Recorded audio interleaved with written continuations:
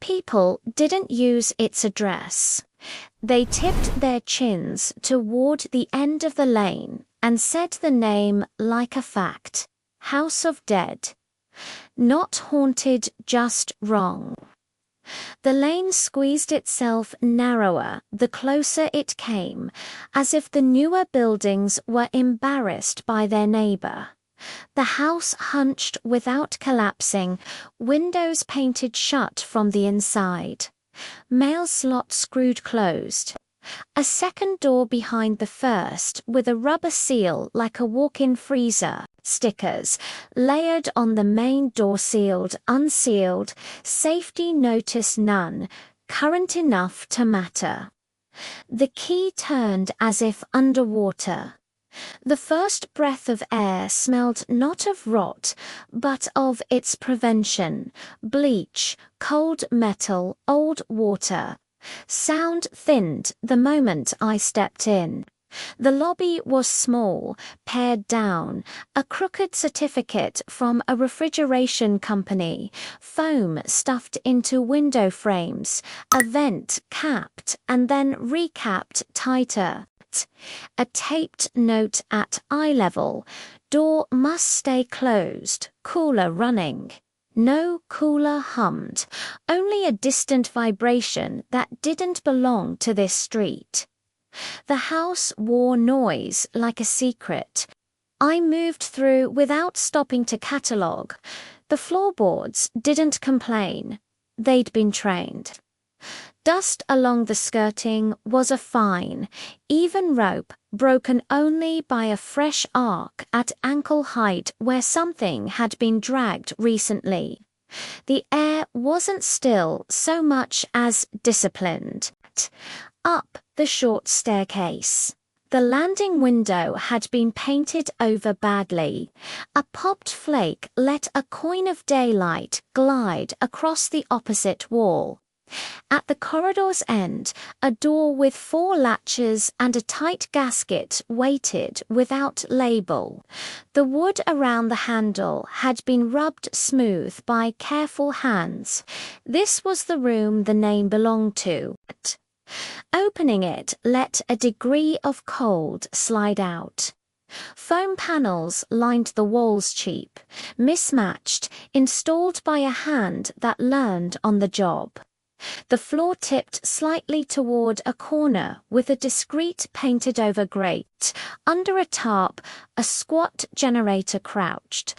A hose climbed from its exhaust to a pipe that disappeared into plaster. The join was confident in the way improvisations sometimes are. Clamp marks, a fat bead of sealant, then another layer where someone hadn't trusted the first. Nothing smelled wrong. That was the wrongness. The quiet here behaved like equipment calculated, maintained. A timer blinked on an outlet. A small red LED somewhere near the pipe took its time between breaths. The room accepted me without greeting, like it had been designed to accept anyone silently. Evidence spoke louder than sound. A square in the dust marked where a plastic crate had stood and gone, its ridges leaving a faint pattern. A ring of clean on the floor said a chilled bottle had sweated there recently. On the wall above the hose, an erased pencil arrow had failed to vanish completely. Rubbed away, it returned when the light skimmed just right. Near the skirting, the fine white of fresh plaster clung to a fingertip. Someone had cut this wall and put it back. That someone still cared how it looked. The house kept time with imperfect machines. Somewhere deeper, a neglected detector chirped once, late, then forgot.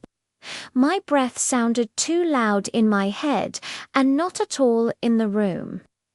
Touching the painted patch cooled my palm more than the rest of the wall. It wasn't supernatural. It was a different material behind thin effort, a change in the house's anatomy. The pressure shifted in the hallway the way it does when a door opens elsewhere. The sealed door moved half a hair against its gasket. The air acknowledged another decision in another part of the house. No voices, no footsteps.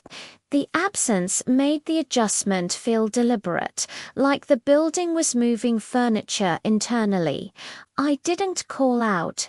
Calling requires a script, and this place had survived by erasing those. The urge to check the generator's path to see if the hose actually cleared gases or courted them back was pragmatic. The way it becomes after you read enough accident reports. The clamp was tight but scarred by pliers.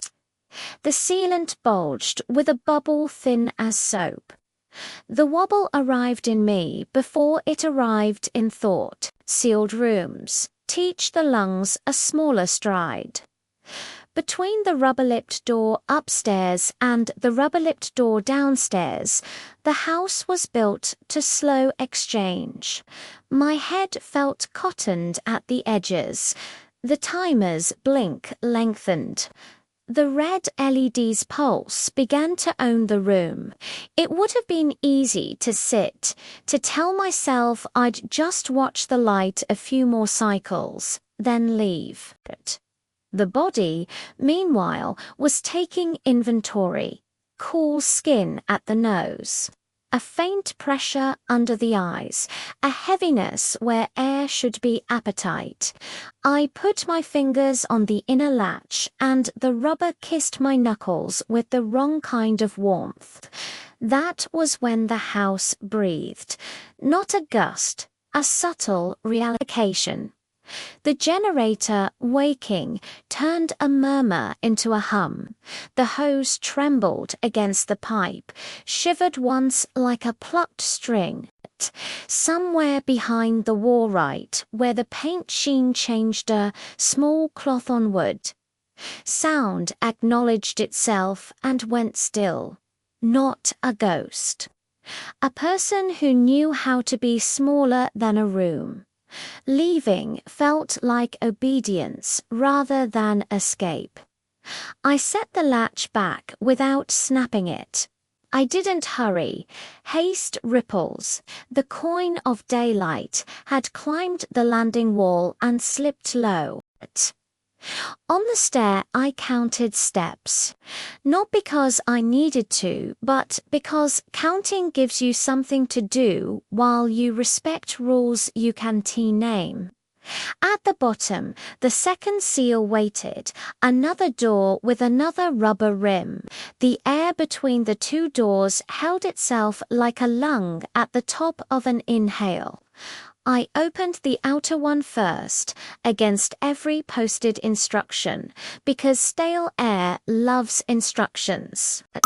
Warm night, shouldered in clumsy and human.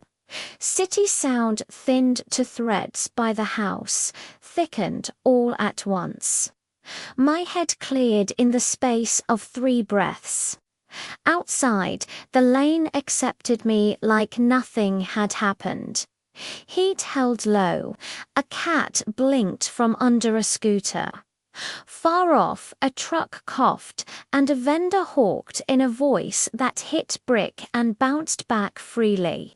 Behind me, the double door settled into its gaskets with a soft, satisfied press.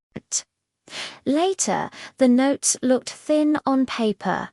Foam on walls. Hose to pipe. Erased arrow, crate print, bottle ring, timer blink, the feeling of air that prefers itself. The recorder caught almost nothing. The house had pared even technology down to a hum and a distant chirp. You could stitch those into a horror if you wanted. You could also look at the name people gave the place and understand that Dead wasn't a spectorate was a design choice, and negligence made ritual. I didn't go back to prove anything. Some addresses instruct you on how to behave. Don't ripple. Don't invite reply.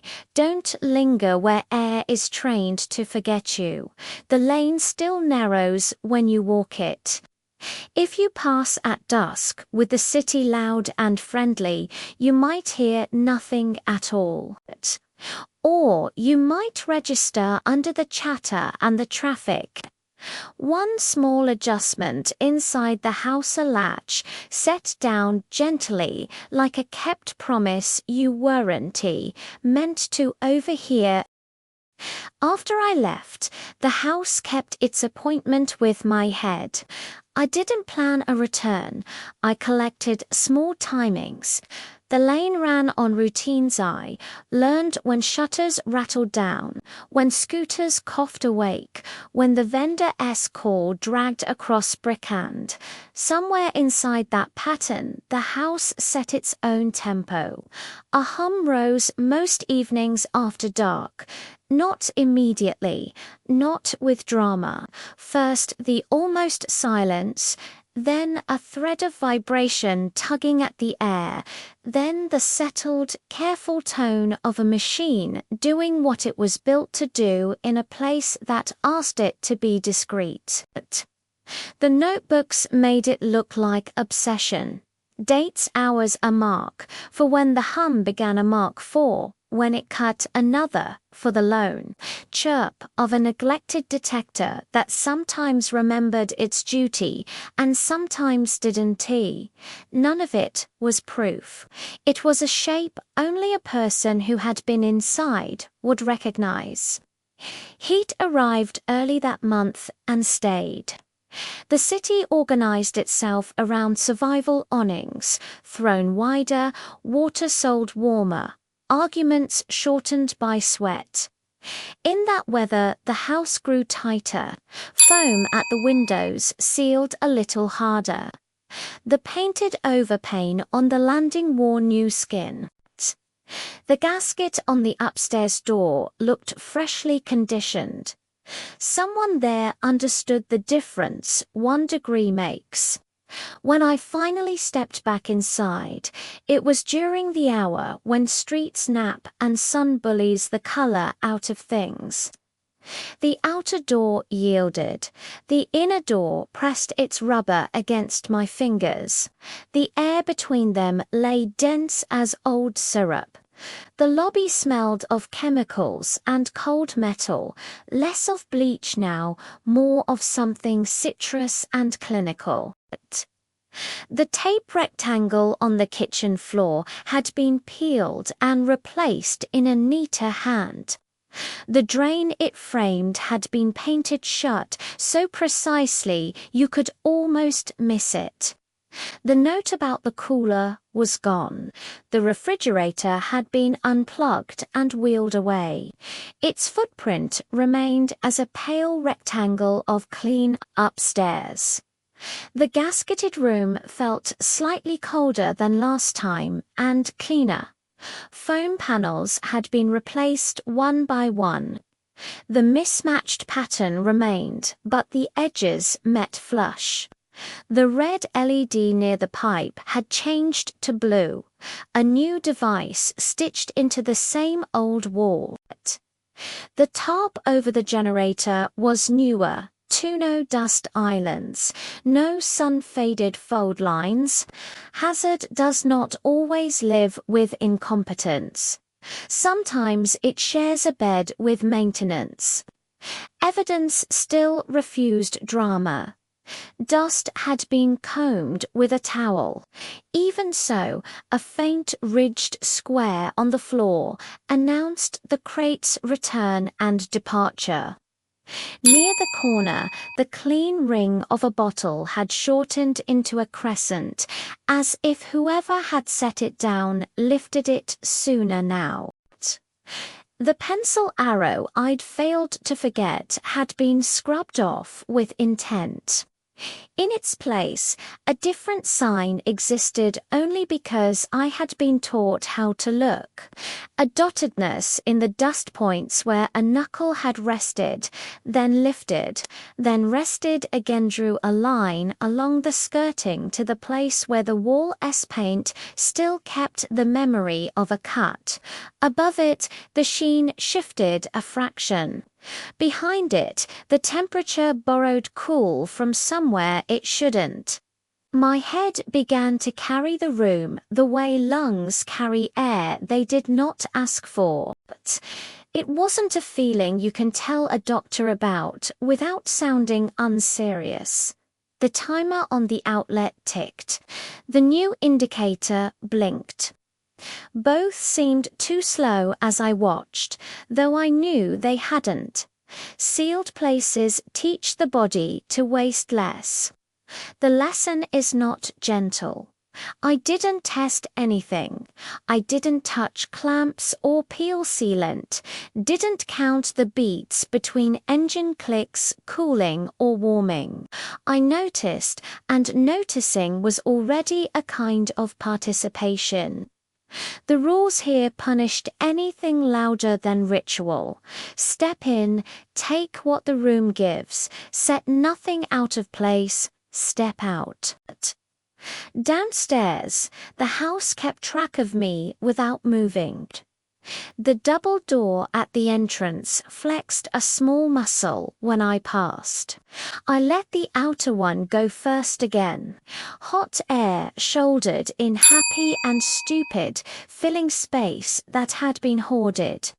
Sound came along, swollen and human, and my chest found its pace without coaching. The lane, mid-afternoon, returned to its parade of inconveniences, and in that moment it felt like mercy. I tried a different approach after that, not a return, an exposure. I mapped what the house did to my head into something others could hold and not ignore. Words struggled under the weight of something so small. I made them smaller. I wrote the way the room reduced everything. I loaded the piece with unremarkable details: foam, gasket hose, scrubbed marks, dust patterns, timers, and the quiet insistence that an address could be shaped into a tool by the people who knew how to shape it.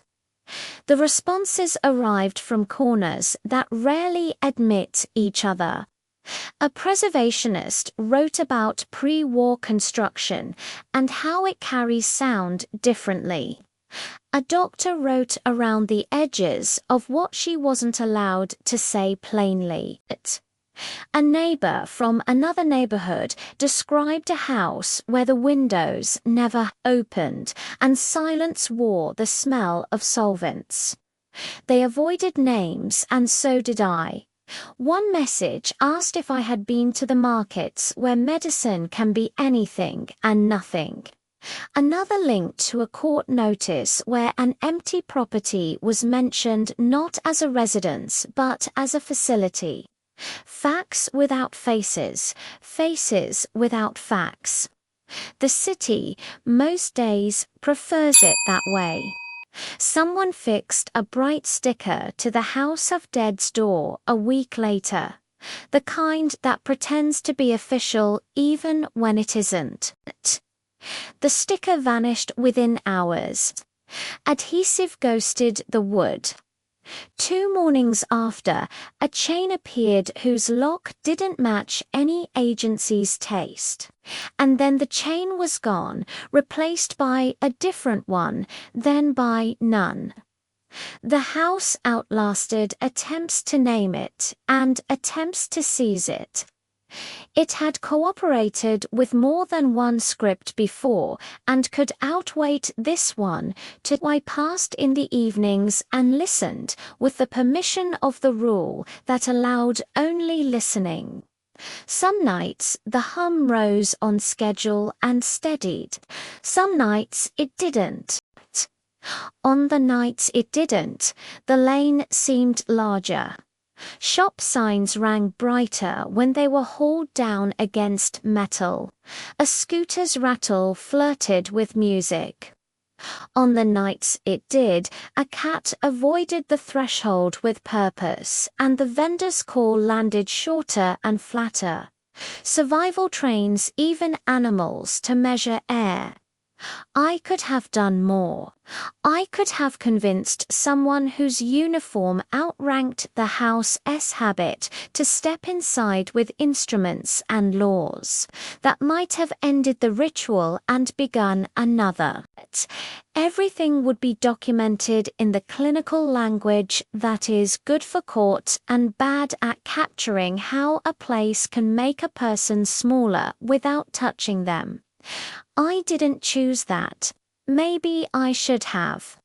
This is less an excuse than a record of my own scale.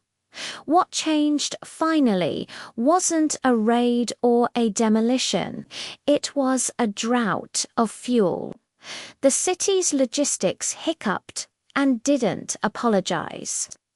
Propane vanished first. Then petrol, then the small canisters you can carry in a shoulder bag from the outskirts into a lane. For a week, the house grew still because it had to. Windows, painted shut, kept their paint. Doors, sealed harder. The hum held its breath. Stillness let other things speak. Inside the walls, pipes settled. Somewhere a hinge remembered its age and complained once, then slept. Dust stopped and took on weight. In that pause, a different sound arrived one night as I passed.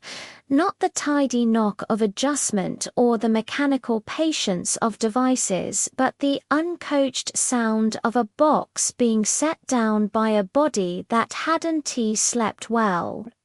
The next day the hose was gone, the tarp folded, the panels stacked. No certificate hung in the lobby. The refrigerator footprint on the kitchen floor matched the rest of the tile. The gasketed door upstairs sat open like a mouth at rest. The painted window had been scraped clean enough to invite a thin, useful daylight. The only remaining instruction was in the air, which remained careful, as if the house had taught it a vocabulary it would keep using even without a teacher. I stood at the threshold and counted without counting. Breaths, steps, the seconds. A pulse needs to announce itself and then go back to being background. The lane carried on. People who had always avoided this side of it walked closer to the wall without knowing why. The name they'd given the place would hang around longer than its use. Names are the last doors to open and the last to close. By dusk, the coin of light on the landing wall had climbed higher than I had ever seen it. A tiny change that didn't matter until it did. The house, emptied of its latest purpose, had room for sunlight again. No celebration announced itself. No cleansing breeze blew through. The air kept its manners. I don't know what will happen to it. Maybe someone will buy the address and make it obedient to a story they can live inside.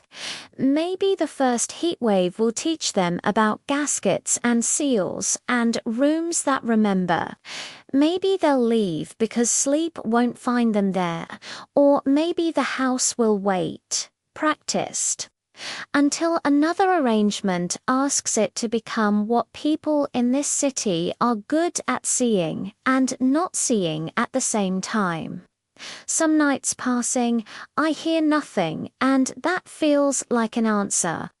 On others, a single gentle click finds me the sound a latch makes when set down carefully so as not to disturb the rest of the house. Not a warning. Not a threat. An acknowledgement from a place that has learned its part and keeps it, even when no one is watching.